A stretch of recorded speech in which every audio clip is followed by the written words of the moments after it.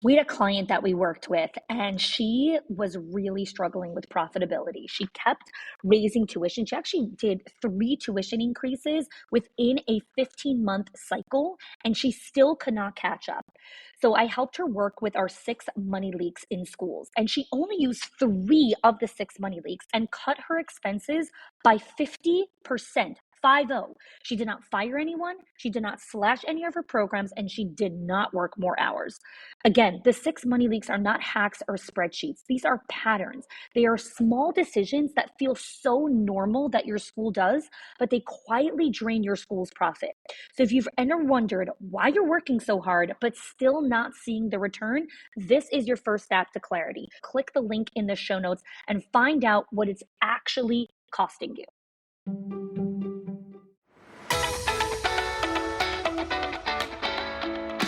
Welcome to the Schools of Excellence podcast, where we have conversations about education, leadership, and building a school of excellence. The goal on this show is to bring you clarity, up-level your mindset, and give you practical strategies and inspiration so you can show up with confidence and trust your decision-making. I'm Chana Wilshansky. I'm a mom of 4 under 10, a former New Yorker, and been in the early childhood field my entire life. And I'm so grateful that you've joined me for this conversation. Welcome to Ordinary Moments Create Extraordinary Results.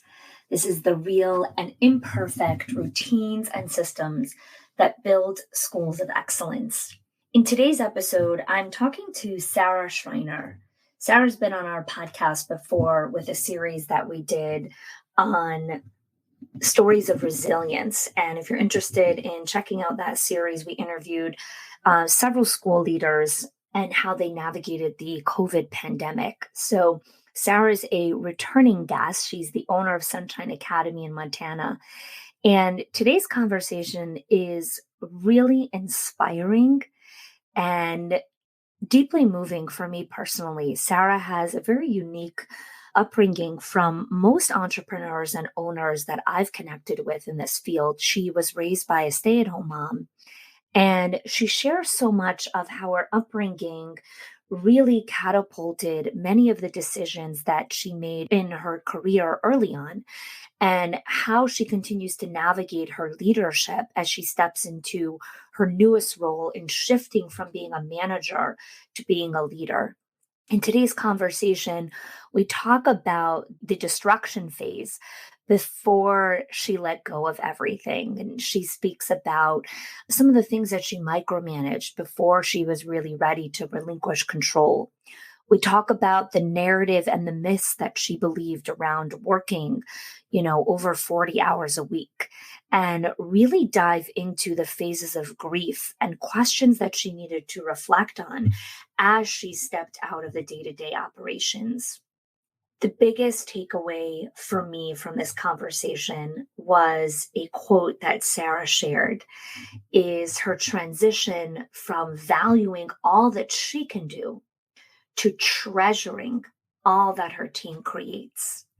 I absolutely love that. I wrote it on a Post-it. I hung it up in my office. This conversation is for the leader who wants to remove themselves from the day-to-day, who wants to step into truly being a visionary and wants the real, the raw, and the messy of some of the steps that Sara took to get there.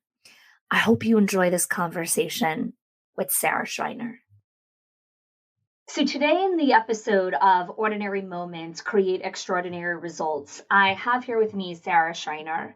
And I've been blessed to know Sara for quite some time now, a little bit just right before pre-pandemic world, in like January of 2020, December of 2019 kind of thing. And over the course of our relationship and working together, you've really had a very slow but powerful evolution into the leader that you are today. And I want to really dedicate this episode into the routines, the systems, and the rhythms that you've gone through and that you're consistently going through to not necessarily about getting to where you are today or that there's any specific summit, but the moments that consistently bring you joy help you find purpose and meaning in your life. So thank you for being here today. Thank you for having me. Yeah. So I want to get started with when you started Sunshine Academy, what were some of those big vision or kind of big audacious goals that you had for the company? Well, we're going all the way back to 2004, and I was very young. I was only 20 years old at the time, and just had this drive to dream big. My dad was always definitely my biggest advocate for there really wasn't anything I couldn't accomplish. And so it was welcome to dream big. And I can remember I had worked in or the building that I currently own and had told him at one point in time, I could do this. I could definitely run this place. And his first response was, well, tell the owner you would be interested in purchasing the facility. At which point I thought, why not? I mean, my dad says I can do it. Why not? Had no idea about the cost or anything. And so I called up the owner and she said, that's so funny. I've listed our facility today. And so I just knew it was a God thing. And in my mind, I thought, I had seen a lot of ways that early childhood had been done wrong. And I was so blessed with an amazing stay-at-home mom that truly made our childhood it was amazing. And it was everything about it was fun and exciting and joyful. And I thought there's no reason that every child can't have that opportunity, whether it's their parents get to stay home with them, whether they get to go to a high quality learning facility. And so in my mind, I think my big dream was just to create a similar experience for children, very similar to what I had went through as a child myself, because it was such a magical and treasured time in my life. I think this is so fascinating how you grew up with a stay at home mom who kind of almost anticipated every one of your needs and took care of you and made sure that you were loved and seen and heard and validated. And it's not that you chose this path of, well, I'm going to do the same thing. I'm going to be a stay at home mom. I'm going to do the same thing for my kids. I think this is really impactful on what it means to take what you received, what you were raised with, but then make your own path and choose your own journey, and choose what makes sense for you. So I would actually love to unpack this just a little bit more of why did you choose the path of purchasing a center, of becoming an owner, when you have some of the fondest memories of being raised by someone who wasn't working, who didn't have that level of responsibility and pressure in their life? I think one of the skills that both of my parents really instilled in me was strong independence and Mm. making sure that I was able to be true to myself and my wants and my needs. And so I don't ever remember there being a time that I didn't want to go do something big. I didn't know what it was, but I don't know that I ever remember a time or feeling like there was only one way to get something done. And so it was more about learning the bigger lesson behind the experience and being able to replicate those versus doing the same exact thing over and over and over again. I was definitely raised, although I had a stay-at-home mom, my dad ran an oil exploration company. So we traveled all over the United States. By the time I was in kindergarten, I had lived in every state on the west side of the Mississippi except Alaska and Hawaii. I was in 6 different kindergartens. And so very non-traditional upbringing, Sure. except for there were things that, like I said, I had the hardworking dad, the stay-at-home mom, all of those. And so from a young age, I was taught that it doesn't have to be one way. There doesn't have to be a cookie cutter approach. It's okay to decide what works best for you and your family and your dreams and your goals. Ah, that's so beautiful. When you went into purchasing this location, right? You're 20 years old, 21 years old. You're really young. Your brain isn't fully developed yet. You're not married. You're kind of in this almost like jumping without kind of safety net or any sort of thought for the repercussions or consequences of your actions. And that serves us up to a certain point, and I'm sure it served you very well, to get the business up and running, to kind of really just go for it. When did this mindset of go, go, go, go, go slowly start to deteriorate and slowly start to, where you started to question, maybe this isn't serving me anymore? Definitely when I had my daughter, that Okay. was a very natural transition because it was no longer about how much I could push through. There was all of a sudden this other human that was depending on me that I also wanted to be able to show up for. Having been raised in such an amazing household, that is a strong value for me. And I wanted to be able to be present, and you can't be present for everybody all the time. And so all of a sudden I was faced with this new dynamic that I was having to navigate. And I think that was really the beginning of my journey. However, I'm not sure that I fully embraced the mindset that I'm at now until, honest to goodness, it was when the pandemic hit and I personally experienced a very significant season of loss in my family. And all of a sudden, priorities just changed. And my understanding of my own abilities and needs and wants also changed. The theme of our episode is the shift from manager to CEO. And I think there's so many podcasts and books about the difference between managers and leaders. And you have so many varying opinions of like, we need good managers and we also need good leaders. And I would love to hear from you as a childcare owner, as someone who's a parent, as someone who's been in this industry for a long time. How do you really define the difference between the manager and the CEO? I think that for a long time, I didn't realize there was a difference. And I thought the manager was the person, or the CEO in turn was the person that was just present all the time. That was what defined you, being present for your team, being able to give them suggestions, ideas, being able to help them solve problems, building continuous relationships with every single person that you ever had any kind of interaction with your business. And then one of the blessings of the pandemic was all of a sudden we were forced to start shifting our mindset. We couldn't all be present because if we were all present, there was a potential that that could pose some sort of risk to others involved. And I can remember sitting down with our director and saying, we need to have an admin that's off site at all times so that if something happens, if there's an outbreak or whatnot, we still have someone available to run the day-to-day things and be able to show up for our people. And so it was decided that I would move off site. Now, I never had any idea that that was going to impact me the way that it has. But what it did was it shifted my mindset from the CEO doesn't have to be present. The CEO needs to be the one that is the guiding vision for the company, that is the one that gives themselves permission to look 5 years ahead and to dream and to start facilitating the hopes and dreams, not just of themselves, but of their team as well. And so I went from this small little world of solving day-to-day problems to this bigger, more expansive form of being where all of a sudden I could dream bigger because I was no longer just relying on my own abilities.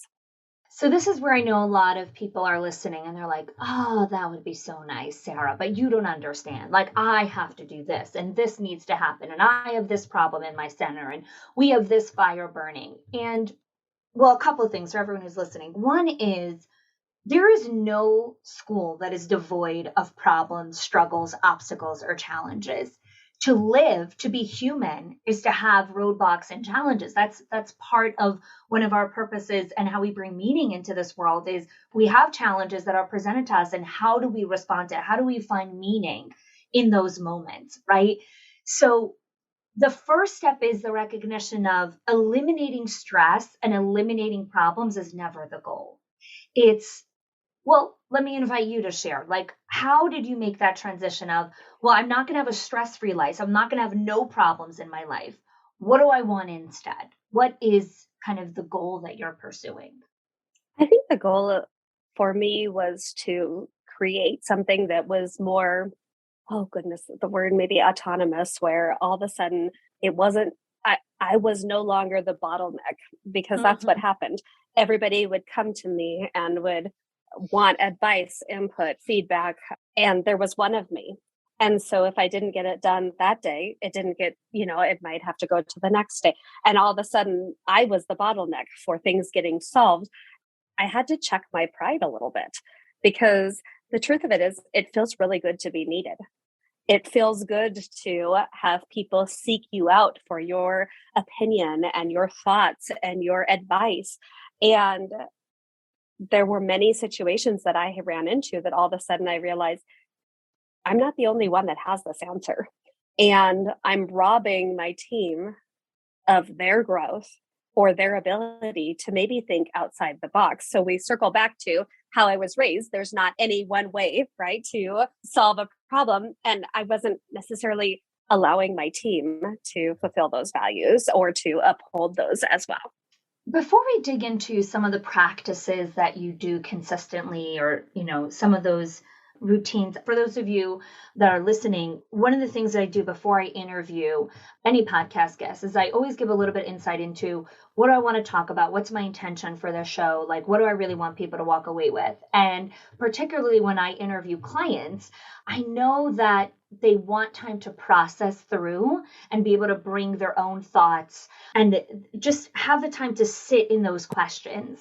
And I think this is such a great segue into some of the myths of slowing down, right? Because in order for us to create this great episode, both of us need to slow down. I need to slow down to say, what's my intention? Now I need to articulate that to you. You need to slow down and journal your thoughts, then come back to me, and then we have this conversation. So I think in the notes that you wrote in some of the journal prompts, you wrote some of these myths, and I really love them. So let's dive into some of them. One of the myths that I think, especially being a young business owner going in, it was very easy to just assume this was the truth, but it was the myth that I need to make everybody happy.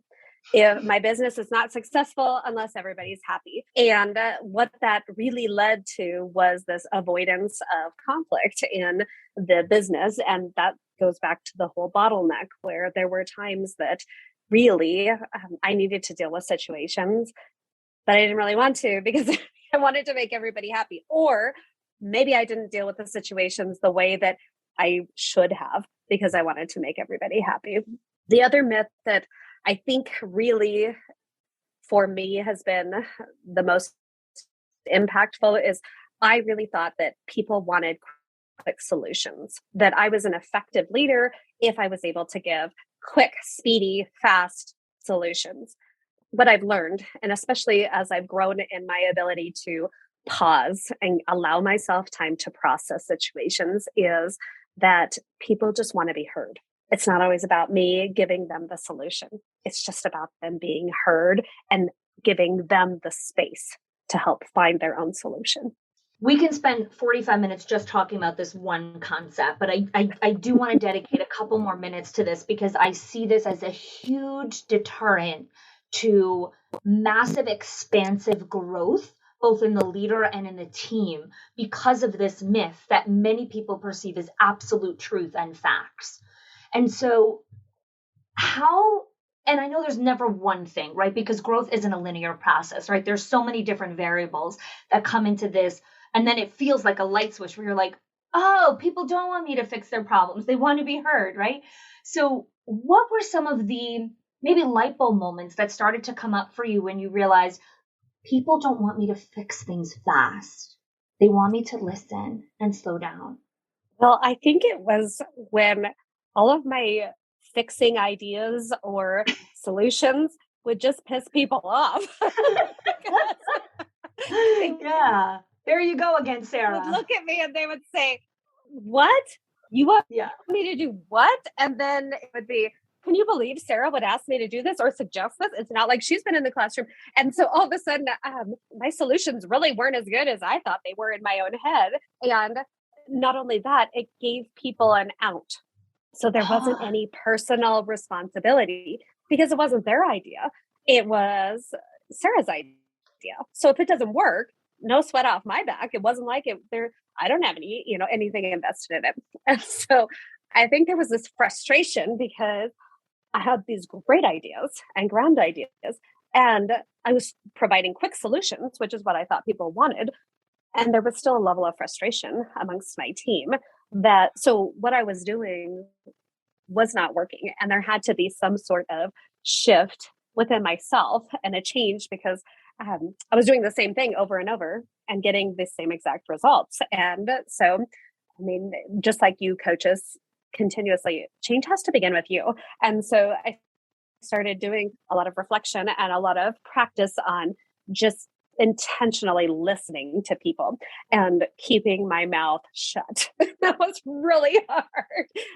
But as I practiced that more and more and more, what I found was I would sit there and I would nod and I would listen.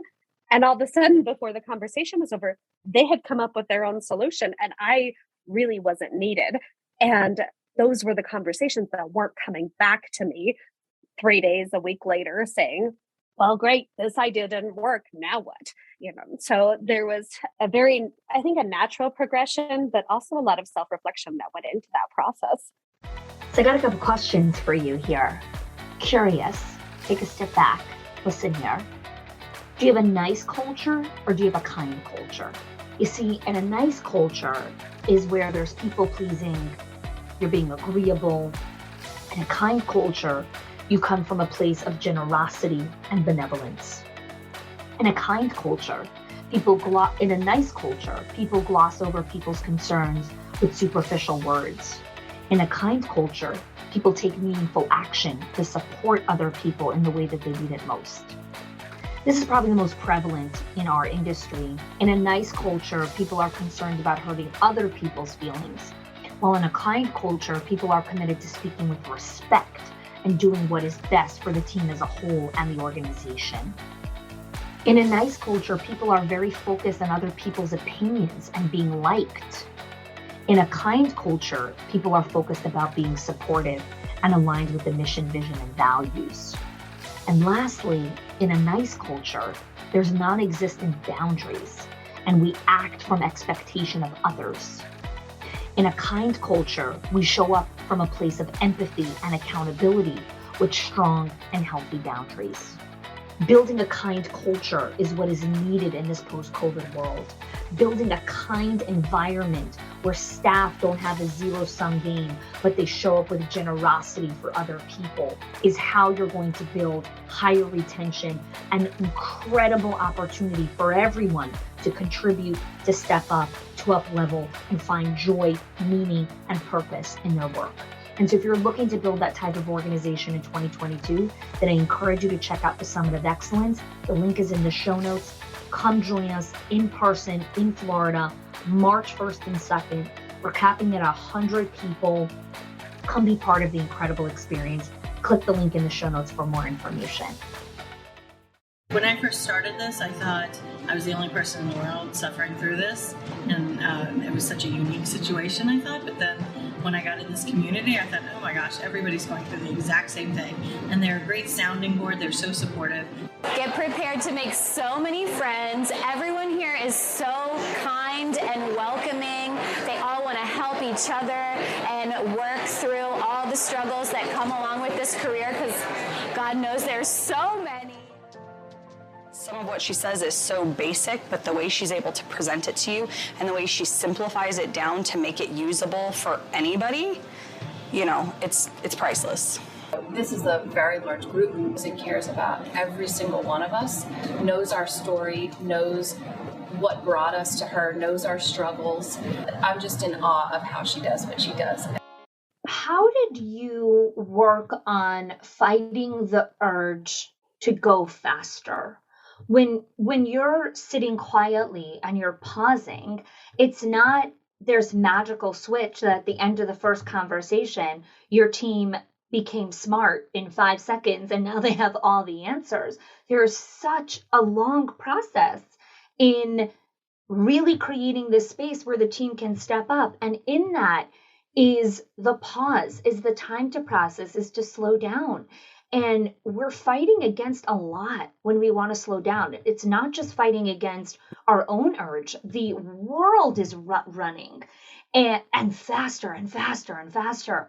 And so you're really fighting against so much. share with us what your practices are to slow down. Well, I think what had the biggest impact on me was removing myself from that environment on a regular basis. And it really took something for me that was that drastic to begin practicing it, because being there in the moment, it feels overwhelming. It feels like you need to, if you're not doing something, then you're doing absolutely nothing at all, which isn't always the case. And so it took me removing myself from the situation. And all of a sudden what I was finding is, I came back and they told me about these problems that happened. And then they told me about the solutions that they tried, and it all worked itself out. And in the past, those would have been situations I 100% would have been involved with, and I didn't need to be. And so I would like to say, oh, this was an easy transition. It was beautiful. It was gorgeous, blah, blah, blah. No, it was painful, because all of a sudden I went from being of this place that I felt high need and value in one dynamic. And I had to grieve that I had moved out of that role. And all of a sudden I was transitioning into something else. And well, if they don't need me for this anymore, where does my team need me? Where does my business need me?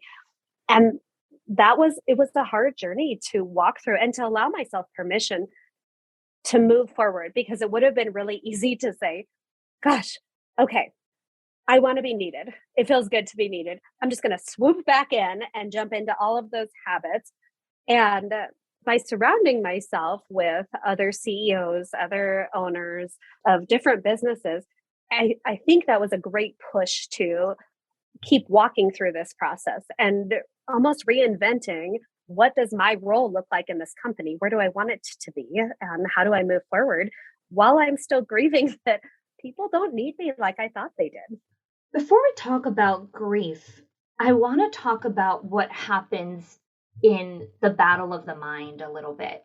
Because as this void, nature abhors a vacuum. And so as we create this vacuum, we unintentionally try to fill the void with something.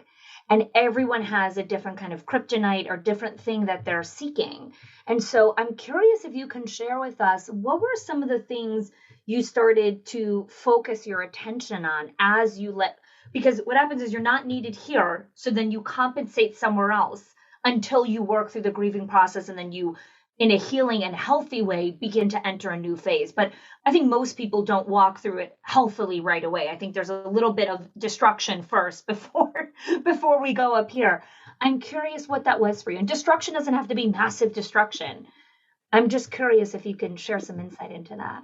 At first, my first response was, I was probably annoying to my director, because I would call and check in and create different narratives like, okay, I heard about the situation, and checking in and doing those, a little bit of micromanaging. And then it moved into having to battle the narrative in my brain that I've always worked 40 hours a week. And now I'm not working 40 hours a week. And am I letting my team down? Am I doing less? Am I less worthy because I'm not working my full 40 hours a week, because all of a sudden I'm not needed? And so I filled it with all kinds of crazy things. I read books for fun, just fiction books. I baked like crazy, which wasn't exactly a benefit for my waistline, but I got to try all new recipes and do all kinds of things.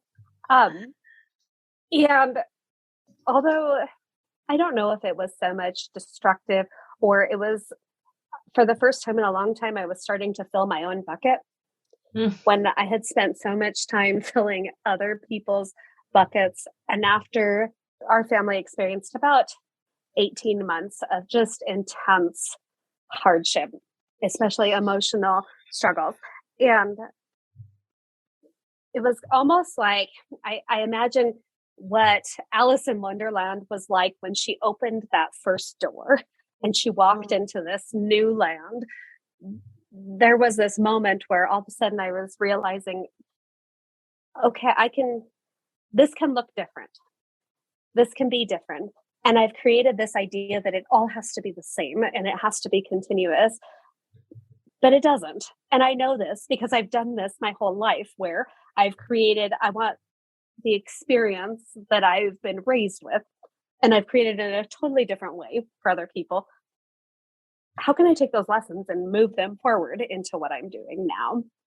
And so I think that was the beginning of my healthy processing of transitioning. I love this.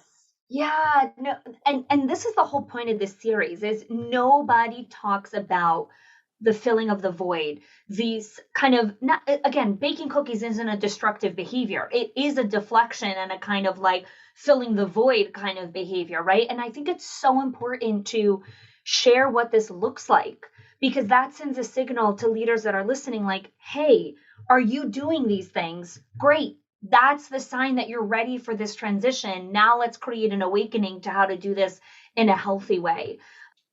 Let's unpack what grief looks like as you transition from the manager of the day-to-day, of fixing, of being there, of being the hero of everybody's life to literally everyone's life, kids, teachers, parents, right? Like everyone, all stakeholders, right? To being the CEO. Because grief isn't, again, it's not a one-day thing. It's not I'm going on a grief retreat and I'm going to grieve everything. And when I come back, I'm the CEO. There's so many layers to all kinds of grief. Let's talk about it. When I was journaling and creating some notes just on my thoughts of this whole process and what it's felt like and what it's looked like, I think the best analogy that I have is it's like going through a breakup where you've had this relationship that was amazing and was wonderful. And then you reach this point where it was no longer serving either of you. And so you go through this breakup where what you knew and what you believed was true or was going to be forever no longer is. And there's this pain that goes with it. There is the shame that goes with it. And then all of a sudden there's this, after you've processed a little bit of that, then you start seeing, okay, what are the things from that relationship that I really loved and that I want to carry forward into future relationships? And what are the things that did not serve me well that I thought were going to, but absolutely were not a good fit? And I think that's a good analogy for what this is like, where I sat back and I looked at, and I really dove into what are the parts of my job that I know God put me on this earth to do? And what are the parts that I got sucked into because I didn't have the resources or the materials or the manpower to be able to do it? And I'm a very capable person, so I did all the things. And now all of a sudden I don't have to. So what can I give myself permission to let go of? One of the things that you wrote that I want to loop into is you shared how often the problem resolves itself if I leave it alone. And then you wrote, that's an energy suck. So I want to talk about the counter side to that, where, on a lot of podcast episodes here, and what I talk about a lot is like, don't let the problem just sit there, because it usually gets worse and you need to lean into the difficult conversation. So I want to talk about the ebb and flow of this for a moment. Like, how do you practice discernment of when is this, I just need to let this go because this is an energy suck, versus this is, I got to step up, I got to lean into this difficult conversation? I think that discernment has been learned over a lot of failures. Yes, and a lot of walking into conversations that afterwards, and I sit back and I go, there's a form of regret that I think shows up, where I think, okay, how did I handle that situation? Did they have the tools they needed to be able to show up? Did I swoop in there trying to be a superhero to fix this problem? Or did I grow from the situation, or did my team grow from the situation? And I think really stopping to ask myself, what is the end goal for this situation? Is it for my skills to improve? And what skills are we talking about? Is it problem solving? Because I've got great problem solving skills. Is it coaching skills? Well, those are great. And I always want to learn those. But if it's coaching skills, then I need to make sure that I am allowing my team, that I'm actually showing up as a coach in that situation, not a problem solver for them, but as a coach. And so I think that's become my big discernment on, have I prepared them? Do they have the skills? If they do, then I put it back on my team and allow them to walk through it. If they don't, what skills do I need to grow in them so that this is a situation that they can solve on their own? Now, as the owner of a business, you're always going to have things that absolutely you need to be involved in, you need to handle, you need to support your team. But those are actually a lot fewer and less far between than I thought. And we ever give credit for. Yes. For sure. And I think what's really interesting, you talk about how to really develop the practice of discernment, it comes through a lot of failure. And, at the summit, one of the 6 skills we're going to be talking about is discernment. And how do we build that within ourselves and then build that within the team? And this is the part that I know many people are not going to want to hear. It comes from failure. You have to close feedback loops. And more than anything, like this whole series is really just understanding there is no 12-step plan of follow these steps and this will create X for you. And people want so much security and seek control and security as the masters of everything, as like the end all be all, that we've forgotten that truly it's the journey and who we become in the process of building whatever it is that we're building.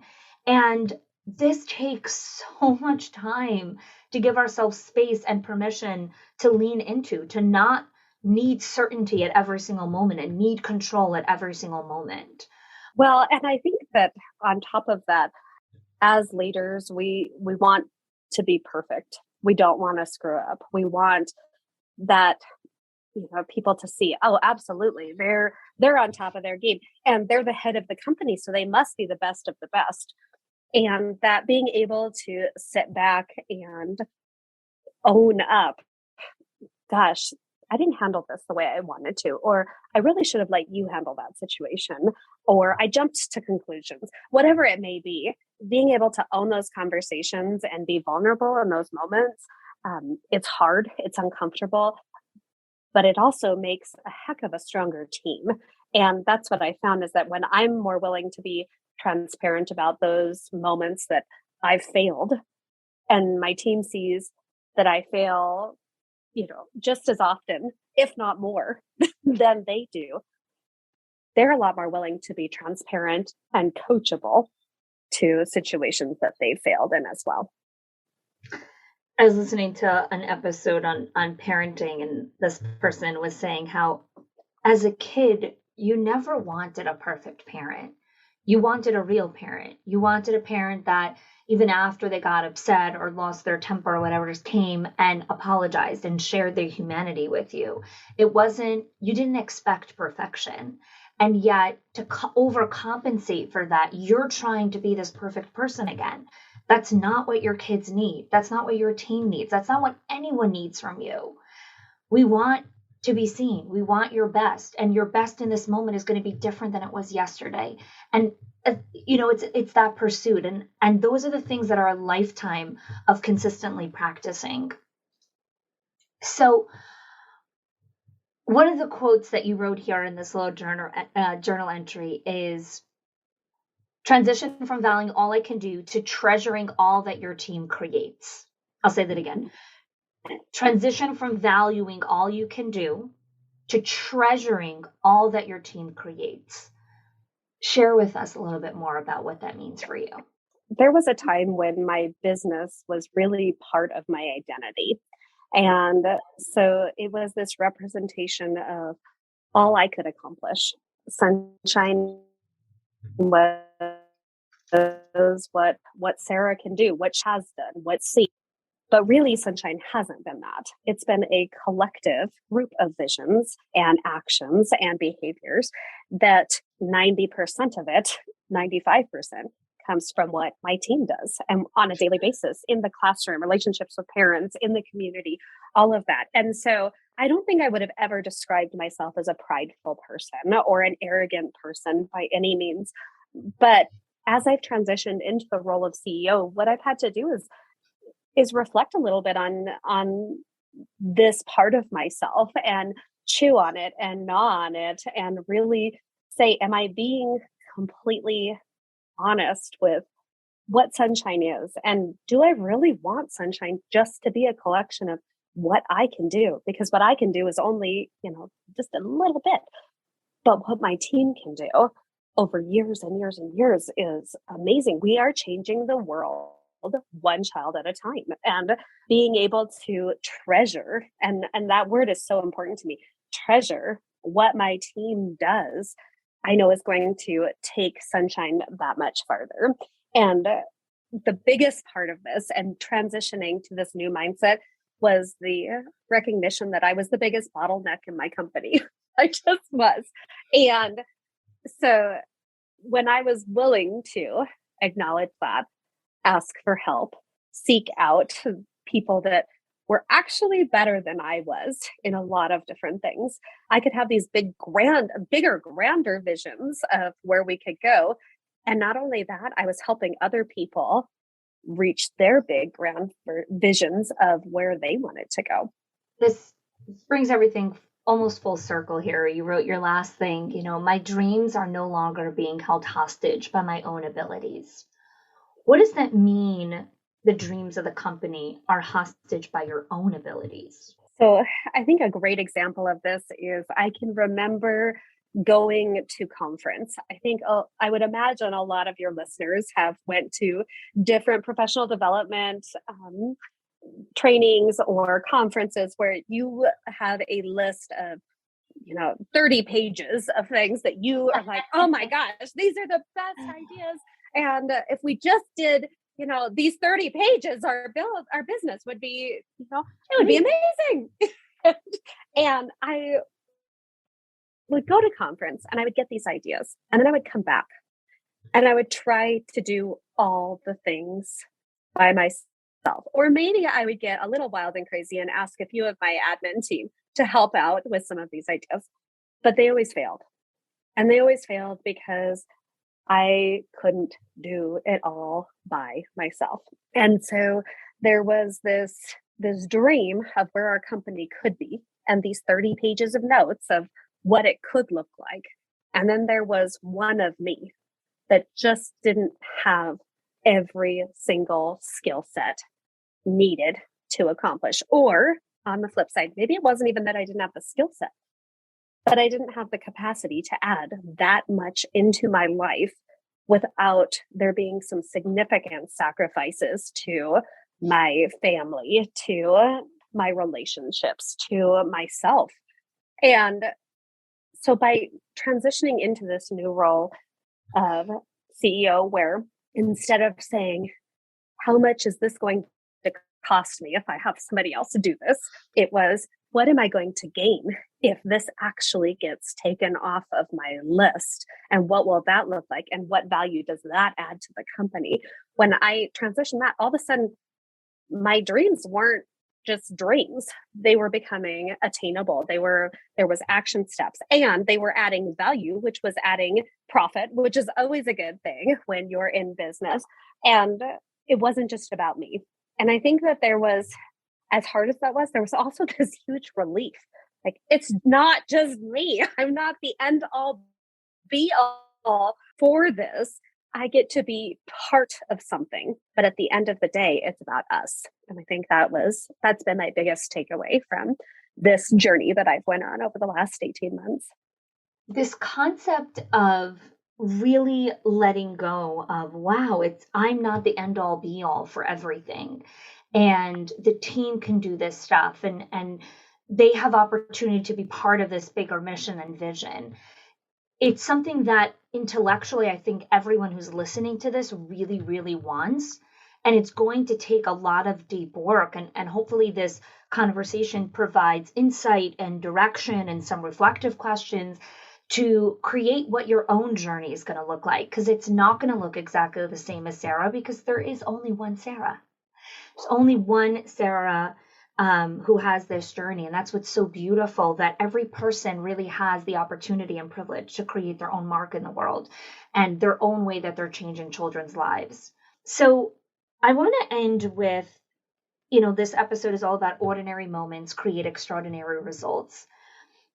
As a result of you embracing so much of this hard work, internal hard work, right? Not hustling hard work, the internal mental hard work. What are some of those beautiful, ordinary moments that you get to enjoy now, both as a mom and a business owner? I absolutely love getting to walk into my center and see it functioning beautifully on its own. And just getting to go in and observe and be witness to the miraculous work that these ladies and gentlemen are doing in our company. And I think that's been something that is just very humbling. And also, I see it as such a privilege just to get to be part of that and see where they're rising to the occasion and then some. One of my favorite things that I get to do now is I get to pick up my kids from school, and then a lot of days I go home. And I don't have to go back to the office. And I think that there's a lot of, especially in our industry, there's a lot of CEOs, directors, owners that have done this, where we hustle our kids off to school in the morning, we hustle all day, then we take our break, our lunch break, when it's time to pick the kids up from school, and then we come back and we finish out our shift. And it's the best of both worlds, right? Because you get to bring your kids with you to work. But what I found is that narrative has changed for me, and being able to pick up my babies and go home or go to their sporting events or music events, I'm able to be present in the way that I want to. And that fills my cup just as much as anything I've ever done for my job. And so the fact that my job is allowing for me to show up as the mom and the wife that I want to be, that's made it all worthwhile. I think what's magical also, and I call it magical because when you develop this mindset and when you develop this skill set, in 5 years from now, when ordinary moments are going to look differently because your kids are going to be in different season of life, and then in 10 years from now and in 15 years from now, when you're an empty nester, you have a different capacity to grow, to change, to evolve, to consistently find joy and meaning and purpose in all seasons of life. And you're not stagnant into, but it's not like this anymore, so I can't be happy. And so you've developed this muscle that will consistently serve you at all seasons, because we never just stay up here, right? Life is always this cycle. So what a gift to have given your future self, your current self, your marriage, your relationships, your children. It's a gift. It's a gift in those ordinary moments that create extraordinary lives. I would like to think that when I look back, at the end of my life, that I can say I capitalized on the moments that mattered. And to me, in this season, those are the moments after school with my babies. And who knows what they'll be in the next, but yeah. I don't want to look back and say, wow, I gave all the best of me to my job or to my business or to my company or to my employees. I want to capitalize on the moments that matter. What is your, I don't want to say parting advice, but maybe just reflective question or thought to think about or journal on for all those that are listening today? I have a couple. The first one is, if you find yourself sitting here thinking, this is too good to be true, or there's no way I can afford to do this, or you're spiraling down on all the reasons why this wouldn't work, I would challenge you to sit down and journal all of the benefits that would come from actually taking this leap. And maybe it's one thing, maybe it's just hiring another body in your facility, but let's sit down and make a list of the benefits, what that would add to your business and to your life personally.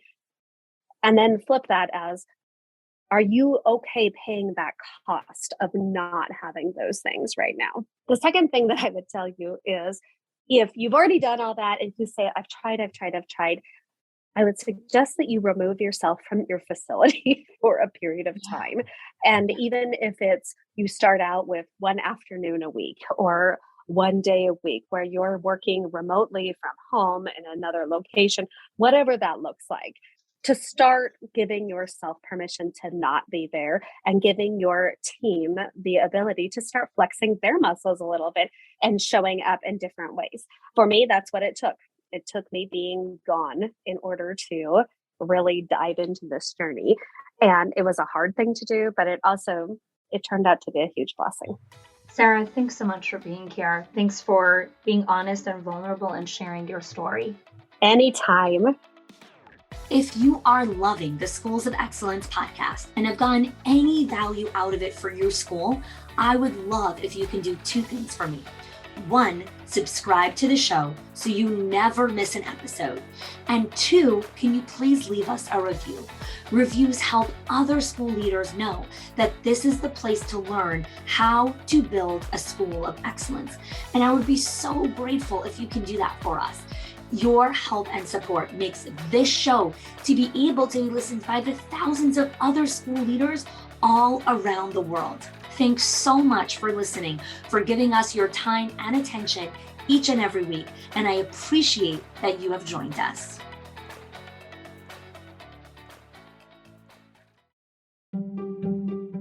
If your accountant has ever told you to cut back on professional development or slash your teacher appreciation budget or your staff development budget just so you could stay afloat, or has told you, hey, you probably can't go invest in that program, please listen. The problem is not that you're spending too much money on your people or yourself or your investment or your support system.